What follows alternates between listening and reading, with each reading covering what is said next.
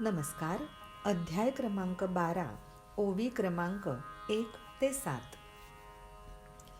आहेस तू शुद्ध, उदार म्हणून प्रसिद्ध, आनंदाची तू बरसात, तुझा असो जय जयकार. विषयरूपी सर्पदंश, त्याने जी पडते भूल, कृपादृष्टीचा तुझा योग, करीतसे त्यापासून मुक्त. प्रसन्नरूपी जळाचे जर, भरते तुला येताच, संसारातील विविध ताप, चटके त्याचे न बसतील. अष्टांग योगाचे सुख, तुझ्यामुळे भोगती भक्त, स्वरूप सिद्धीची हौस, तीही होतसे पूर्ण. देवा तू अशी माय, कुंडलिनी जी आधार चक्रावर, त्यावर घेऊन भक्तांस मांडी म्हणून. हृदयाकाशरूपी पाळण्यात, घालून झोके देऊन, तसेच अंगाई गाऊन, निजविसी त्यांस. आत्मप्रकाशाची करून ज्योत, ओवाळीसी साधकांस, मन प्राणाची खेळणी करून, बाळलेणी देसी बालकांस. व्योमचक्रातील चंद्रामृत, देसी तयांना स्तन्य म्हणून, अनाहताचे गाऊन गीत, निजविसी सांगून समाधी बोध. या 12व्या अध्यायामध्ये भक्तियोग सांगितलेला आहे. परमेश्वराचं वर्णन करताना असं म्हणतात की तू अत्यंत शुद्ध असा आहेस आणि उदार म्हणूनही प्रसिद्ध आहेस. सगळ्यांवरती आनंदाचा पाऊस तू पाडत असतोस, तेव्हा तुझा जय जयकार असो.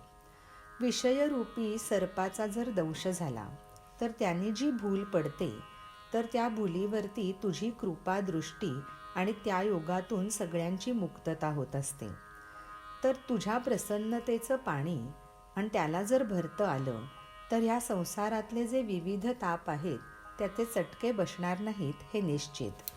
अष्टांग योगाचं जे सुख आहे ते तुझ्याचमुळे तुझे भक्त भोगत असतात आणि स्वरूपसिद्धीची जी हौस आहे तीही त्यामुळेच पूर्ण होत असते. तर देवा, तू म्हणजे अशी माता आहेस की जी कुंडलिनी आधारचक्रावर घेऊन भक्तांना ती मांडी म्हणून देतोस आणि अवकाशरूपी पाळण्यात तू अंगाई गाऊन झोके देऊन त्या भक्तांना निजवतोस. तसंच आत्मप्रकाशाची ज्योत करून साधकांना औक्षण करतोस आणि मनप्राणाची खेळणी करून जणू काही ती बाळलेणी बालकांना देतोस. व्योमामधलं जे चंद्रामृत असतं ते त्यांना स्तन्य म्हणून पाजतोस आणि अनाहताचं गीत गाऊन त्यांना समाधीचा बोध सांगत सांगत निजवत जातोस. अध्याय क्रमांक 12, ओवी क्रमांक 1 ते 7. धन्यवाद. नमस्कार. अध्याय क्रमांक 12, ओवी क्रमांक 8 ते 15. साधकांची तू अशी माय, चरणी तुझ्या सरस्वतीचा जन्म, सोडणार मी ना कधीच तुझा आश्रय. सद्गुरुची तू कृपादृष्टी,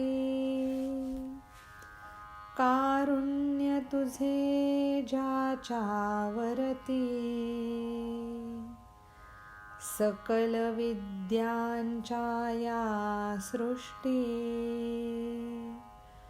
उपजती त्याच्या पासूनी. म्हणून हे श्रेष्ठ आई, कल्पतरू तू भक्तांसाठी, आता मज आज्ञा द्यावी, ग्रंथ निरूपणासाठी.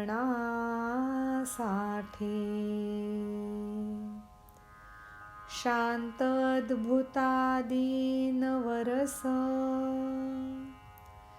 भरावेस माझ्या वाणीत, अलंकारांचे भरुनी भांडार, भावार्थी अभिप्रायांचे पर्वत. मराठी भाषेच्या पृथ्वीवर,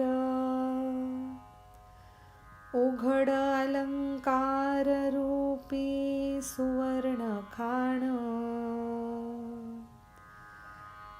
विवेकाची करावी लागवड, जेथे तेथ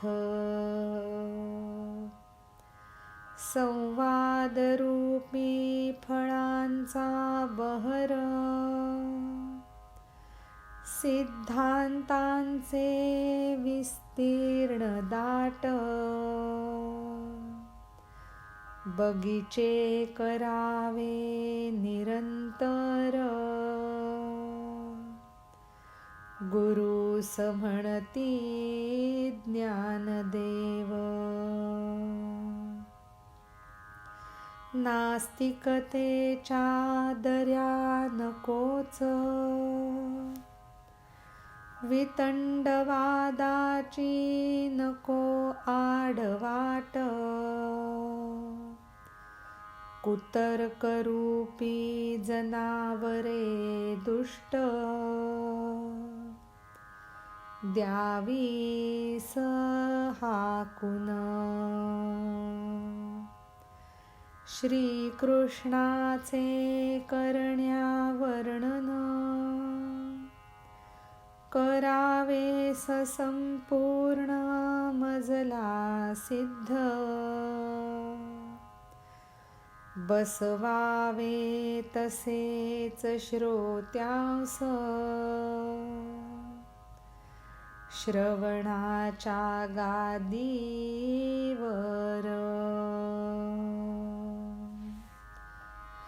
भक्तियोग या 12व्या अध्यायाची सुरुवात करताना ज्ञानेश्वर माऊली आपल्या निवृत्तीनाथांना म्हणजे आपल्या गुरूंना अशी विनंती करतायत आणि त्यांची आराधना करून म्हणतायत की गुरु, तुम्ही म्हणजे साधकांची अशी माय आहात की ज्यांच्या चरणापाशी सरस्वतीचा जन्म झालेला आहे.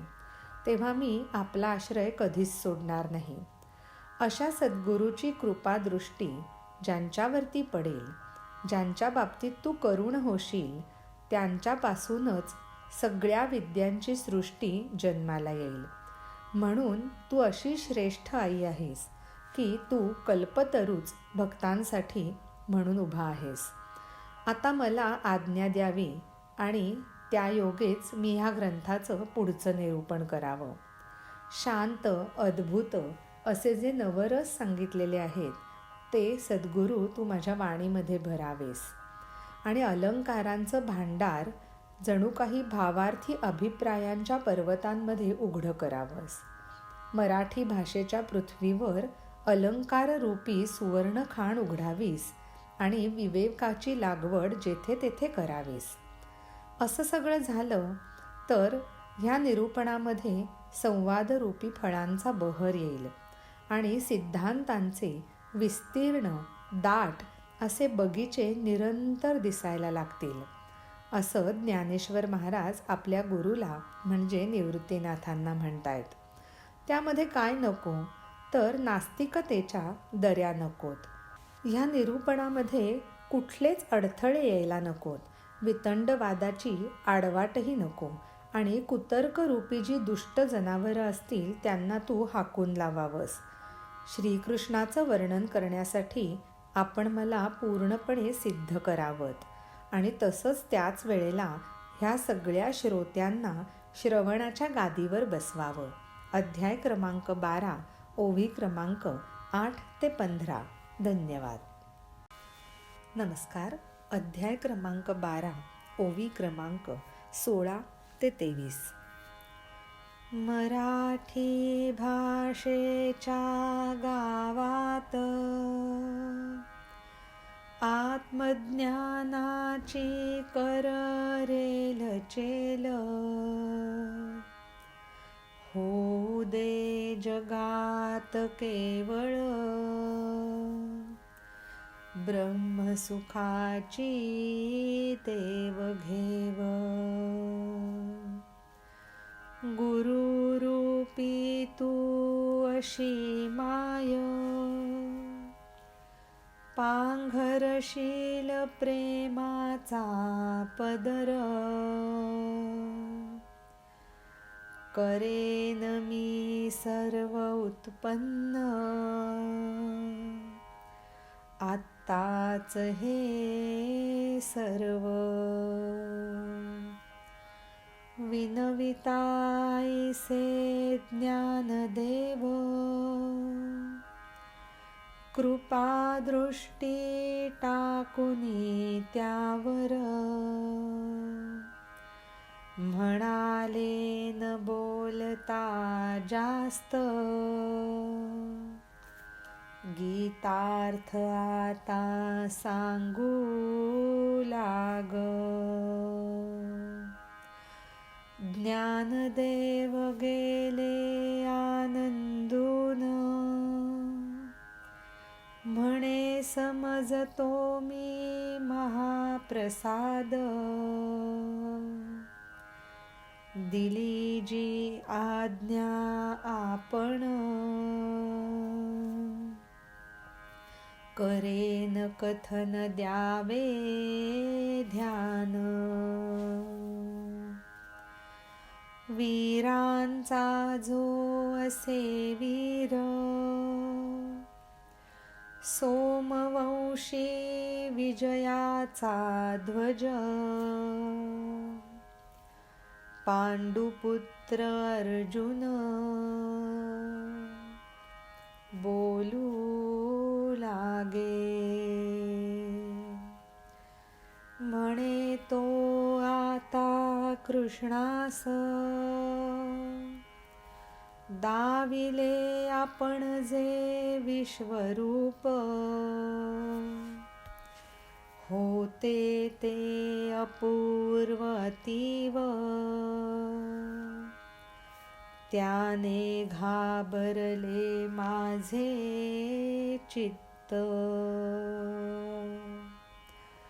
सगुण रूपाची या मला सवय, मनाने केला त्याचा आश्रय, योग्य नसे असे हे प्रेम, देवाने बजावले मज, व्यक्त तसेच अव्यक्त रूप, तूच एक हे निसंशय, भक्तीने प्राप्त होतसे व्यक्त, योगाने मिळतसे अव्यक्त रूप. ज्ञानेश्वर महाराज म्हणतात, अहो निवृत्तीनाथा, आपण माझ्यावरती कृपा करावी. मराठी भाषेच्या या गावामध्ये आत्मज्ञानाची ज्याच्यामुळे रेलचेल होईल आणि जगामध्ये केवळ आणि केवळ ब्रह्मसुखाचीच देवाणघेवाण होईल. आपण गुरुरूपी अशी माऊली आहात की प्रेमाचा पदर पांघराल, तरच आत्ता मी हे इथे सर्व उत्पन्न करू शकेन. अशी ज्ञानेश्वरांची विनवणी ऐकल्यावरती निवृत्तीनाथांनी त्यांच्यावरती कृपादृष्टी टाकली आणि जास्त काही न बोलता गीतार्थ सांगायला सुरुवात कर असं म्हटलं. असं म्हणल्याबरोबर ज्ञानदेव आनंदून गेले आणि म्हणले, आपण जी आज्ञा दिली आहे ती म्हणजे मी महाप्रसाद समजतो आणि आता मी जे कथन करत आहे त्याकडे श्रोतेहो आपण ध्यान द्यावं. वीरांचा वीर पांडुपुत्र अर्जुन बोलू लागला. तो आता कृष्णास म्हणतो, आपण जे विश्वरूप दाखवलं ते अपूर्व आणि सुंदरच होतं, पण त्यामुळे माझं चित्त घाबरून गेलं.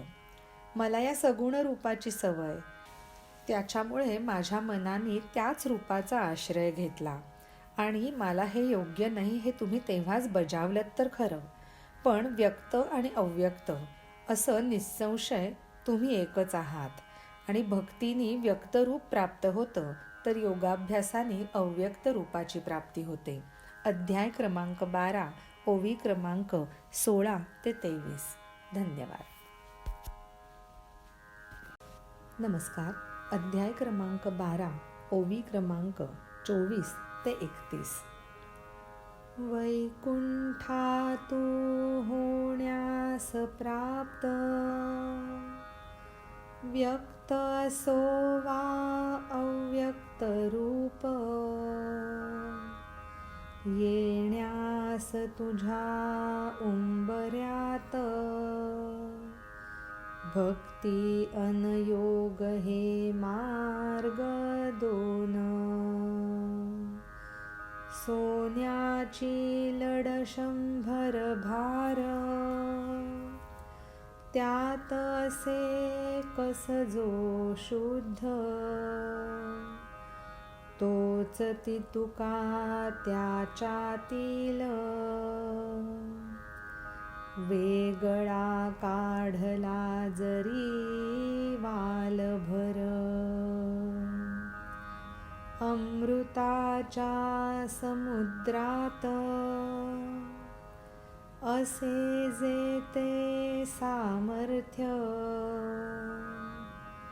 तेच होतसे प्राप्त, जरी भरली एक चूळ, अव्यक्त व्यक्त हे रूप, संदेह नसे या चित्तात, परिविचारण्या कारण, एवढ्यासाठी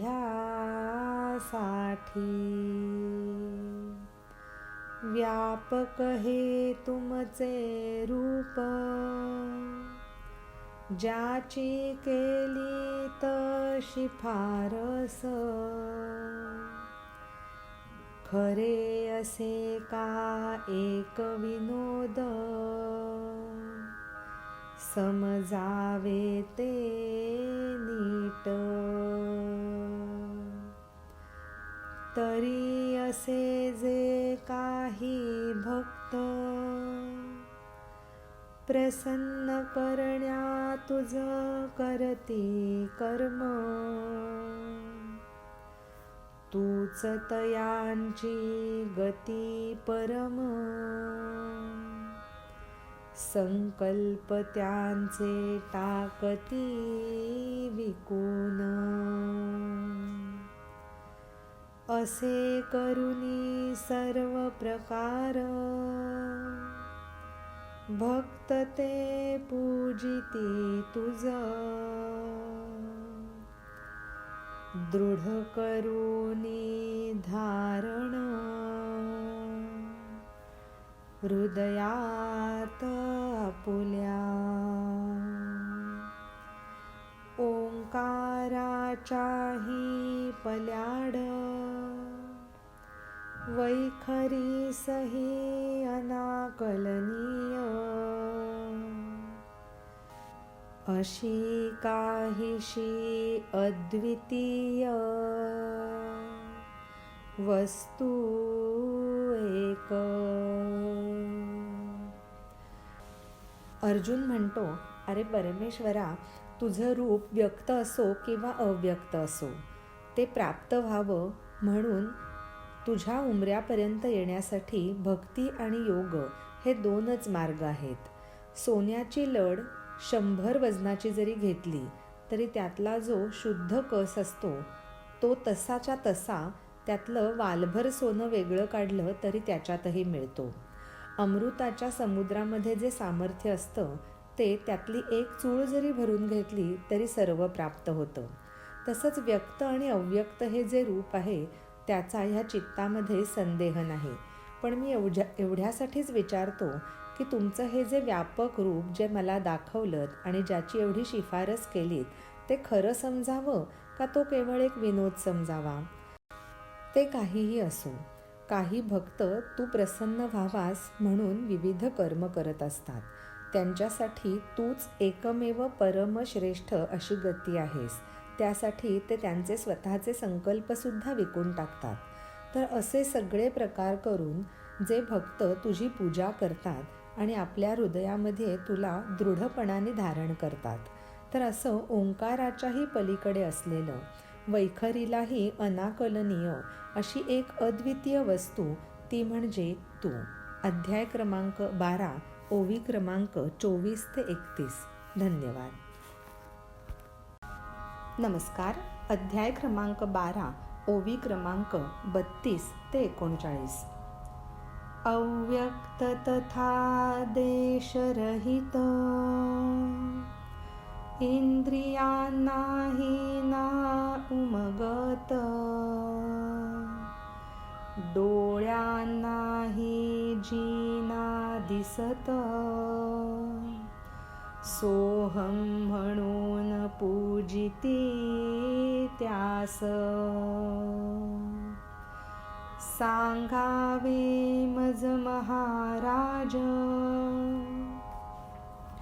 असा योगी वा भक्त एक, ज्याने हे अनंत जाणला हा योग. ऐकून हे अर्जुन बोल,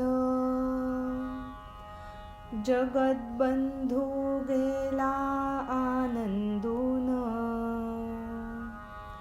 म्हणे तुला उत्तम ज्ञान,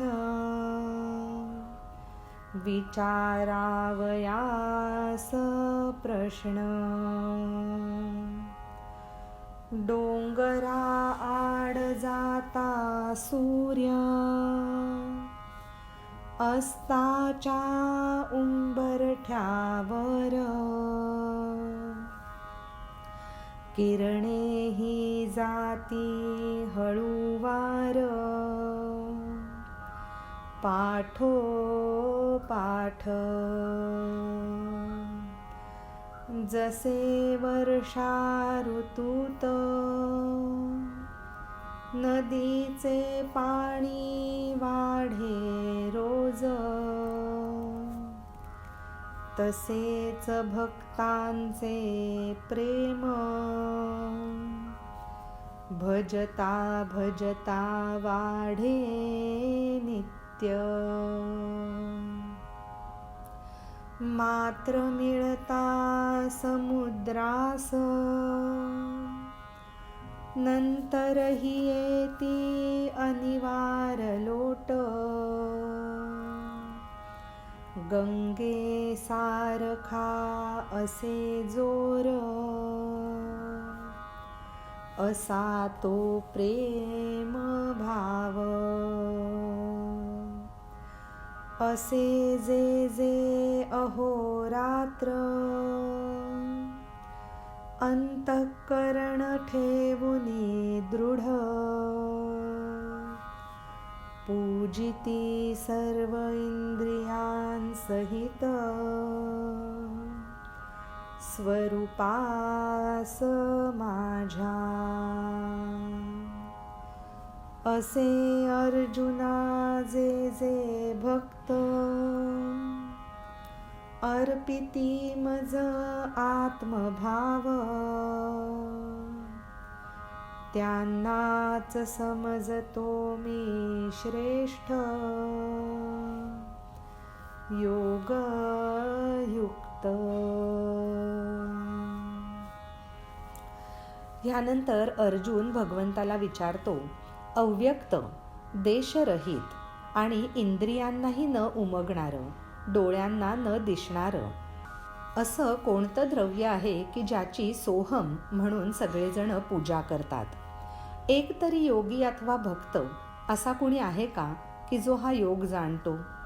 अर्जुनाचे हे बोल ऐकून जगतबंधू सखा श्रीकृष्ण आनंदून गेला आणि म्हणाला की तुला खूपच उत्तम ज्ञान आहे. प्रश्न कसे विचारायचे हे तुला खूप छान कळतं. अरे, डोंगराच्या आड जेव्हा सूर्य जातो आणि अस्ताच्या उंबरठ्यावरती असतो तेव्हा त्याच्या पाठोपाठ हळूवारपणे त्याची किरणंही जातात. जसं वर्षा ऋतूमध्ये नदीचं पाणी रोज वाढत जातं तसंच हे भक्तांचं प्रेम माझं भजन करता करता नित्य वाढत असतं. समुद्राला गंगा मिळते तरीसुद्धा तिचे अनिवार लोट असे सतत येतच राहतात. असा जो असतो तो प्रेमभाव. अरे, जे जे अहोरात्र अंतःकरण दृढ ठेवून सगळ्या इंद्रियांसहित माझ्या स्वरूपाची पूजा करतात, जे भक्त मला स्वतःचा आत्मभाव अर्पण करतात, त्यांनाच मी श्रेष्ठ आणि योगयुक्त असं समजतो. अध्याय क्रमांक 12, ओवी क्रमांक 32 ते 39. धन्यवाद. नमस्कार. अध्याय क्रमांक 12, ओवी क्रमांक 40 ते 46. आणि अर्जुना काही भक्त मीच ब्रह्म हा ठेवून भाव. अविनाशी अवयवरहित ब्रह्मास जाती धरावयास. जिथे न मनाचा प्रवेश बुद्धीची न जेथे नजर. इंद्रियांना मग तू सांग कसे ते आकळेल. असे ब्रह्म ते निराकार अस्थायी तसेच अस्थिर. ध्यानासही असे कठीण सापडण्यास. सर्वत्र जे सर्व रूपात सदा सर्वदा सर्व काळ न लागता तेथे पाडाव. चिंतन शक्ती जातसे हिरमुसून. उत्पत्ती जासन ज्याचा न नाश, असूनही वस्तू जी नसणार, अशा तिच्या प्राप्तीस कोणते साधन. अचलती ती असे स्थिर, संपत नाही नाही मिळत, आपुलेच बळ वापरून घेतले ज्यांनी स्वाधीन करून.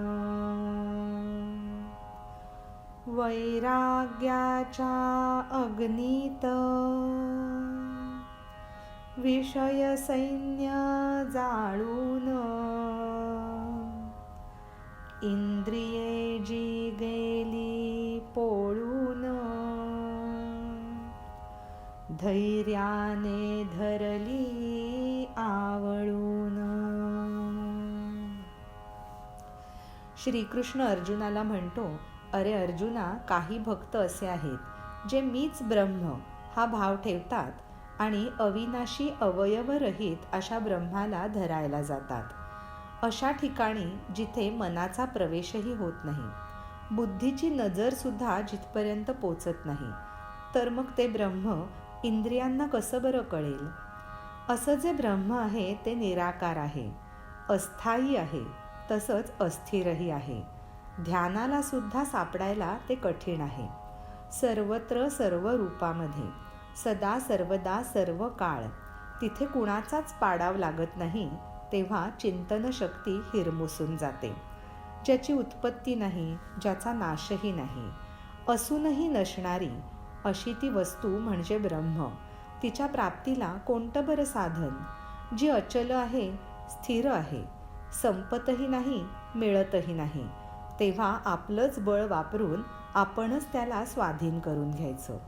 वैराग्याच्या अग्नीमध्ये विषयांचं सैन्य जाळून टाकायचं आणि जी इंद्रिय त्यावेळेला पोळतात तेव्हा त्यांना धैर्याने आवळून ठेवायचं. अध्याय क्रमांक 12, ओवी क्रमांक 40 ते 46. धन्यवाद. नमस्कार.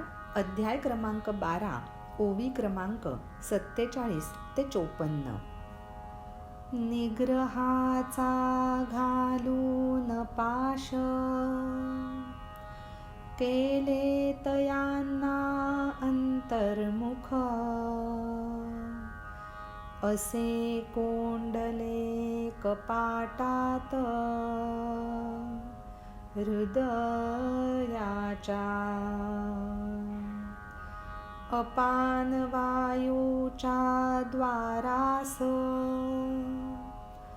आसन मुद्रेचा अडसर, किल्ला केला तयार, मूळबंधाचा. आशेचा तोडला संबंध, भित्रेपणाचे कडे तोडून,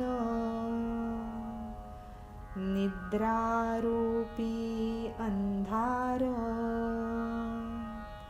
केला दूर. वज्राग्नीचा करून जाळ, अपानाची होळी करून, मस्तके जी रोगरूप, प्राणायामाची पूजती तोफ. कुंडलिनीची मग मशाल, उभारली आधार चक्रावर, मग तिच्या प्रकाशात गवसला ब्रह्मरंध्राचा मार्ग. नवद्वारांच्या कवाडांवर संयमाचा घालून अडसर उघडून टाकले मुख सुषुम्नेचे. प्राणशक्तीच्या चामुंडेस संकल्परूपी मेंढे मारून मनोरूपी महिषाचे मस्तक अर्पिले बळी म्हणून. इडा पिंगला दोहोस सामावुनी सुषुम्नेत अनाहताचा करून गजर चंद्रामृत घेतले जिंकून. योगी किंवा तो करीत असलेला अष्टांग योग ह्याचं पुन्हा संक्षेपात वर्णन करताना श्रीकृष्ण अर्जुनाला म्हणतात की सगळ्या इंद्रियांवरती निग्रह ठेवायचा, निग्रहाचा पाशच त्यांना घालायचा आणि त्यांना अंतर्मुख करायचं आणि अशा पद्धतीने त्यांना हृदयाच्या कपाटामध्ये कोंडून घ्यायचं. अपान वायूच्या द्वाराला आसन मुद्रेचा अडसर लावून ती बंद करून टाकायची आणि जणू काही मूळबंधाचा किल्ला त्याच्यावर तयार करायचा. अशाच वेळेला आशेचा संबंध तोडून टाकायचा आणि भित्रटपणा किंवा घाबरटपणाही तोडून टाकायचा.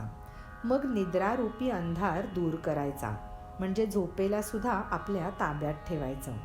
वज्राग्नीचा जाळ करायचा आणि अपान वायूची होळी करून टाकायची. जी जी रोगरूप मस्तकं आहेत त्यांच्यावरती प्राणायामाची तोफ डागायची. अशा वेळेला कुंडलिनी जागी होईल आणि त्याच्या प्रकाशामध्ये तिचीच मशाल करून आधारचक्रावर तिला उभं करायचं आणि तिच्या उजेडामध्ये ब्रह्मरंध्राचा मार्ग शोधत जायचा. नवद्वारांच्या कवाडांवरती संयमाचा अडसरही घालावा लागेल, तेव्हाच सुषुम्नेचं मुख उघडेल. मग प्राणरूपी शक्ती जी आहे तिला चामुंडा देवी समजायचं. संकल्प रूपांचे मेंढे मारायचे आणि मनोरूपी महिषाचं मस्तक त्या चामुंडा देवीला बळी म्हणून अर्पण करायचं. इडा पिंगला ह्या दोन्हींना सुषुम्नेमध्ये सामावून टाकायचं आणि अनाहताचा गजर करायचा, म्हणजे कुठल्याही घावाशिवाय किंवा कुठलीही वस्तू एकमेकांवरती आपटल्याशिवाय उत्पन्न होणारा जो आवाज आहे किंवा जो शब्द आहे त्याला अनाहत असं म्हटलं जातं. तर अशा त्या अनाहताच्या गजरामध्ये चंद्रामृत जिंकून घ्यायचं. अध्याय क्रमांक 12, ओवी क्रमांक 47 ते 54. धन्यवाद.